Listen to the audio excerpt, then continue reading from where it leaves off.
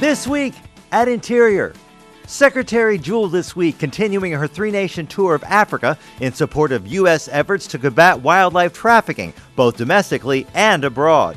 The Secretary's first stop was in Gabon, which is home to half of the continent's remaining forest elephant population. It also has sizable numbers of western lowland gorillas, chimpanzees, and leatherback sea turtles.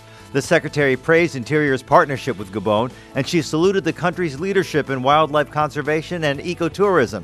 She held a roundtable discussion on wildlife trafficking with non-governmental organizations and conservation leaders. She also visited Wangawangay Presidential Reserve.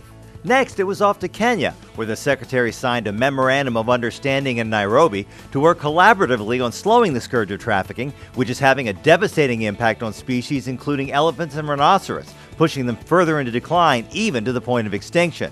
Under the agreement, Interior will partner with Kenya to share resources, technical expertise, and equipment to fight trafficking, increase communication, improve natural resources management, and support biodiversity conservation.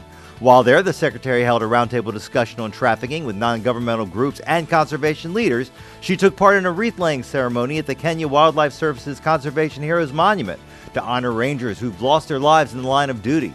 She visited the port of Mombasa, East Africa's largest port and a major transit hub for illegal wildlife destined for Asia, and she toured the Lewa Conservancy, where innovation has led to an increase in rhino populations.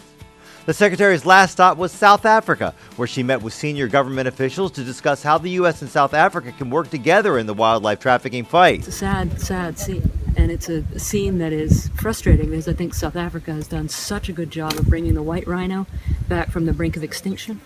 So to see a white rhino in this condition is difficult. She held a final roundtable discussion and visited Kruger National Park, South Africa's largest game reserve and home to over half of the world's rhino population. Secretary Jewell and Mount Rainier National Park in Washington State are featured this week in the Emmy Award-winning TV show Rock the Park. The series lets viewers come face-to-face with some of the nation's most awe-inspiring places. This week's episode has the Secretary joining the show's host for a breathtaking hike as she pushes her initiative to get young people more involved in the great outdoors. That episode of Rock the Park premieres Saturday, January 30th on ABC. Check your local listings. And it looks like the National Park Service has passed a record milestone, 305 million visitors to national parks in 2015. National Park Service Director Jonathan Jarvis says the Park Service is actively reaching out to new audiences, such as our nation's youth, and inviting them to explore the depth and breadth of America's 409 parks. Those parks preserve natural, cultural, and historic landscapes across 84 million acres. The National Park Service turns 100 later this year. That's This Week at Interior.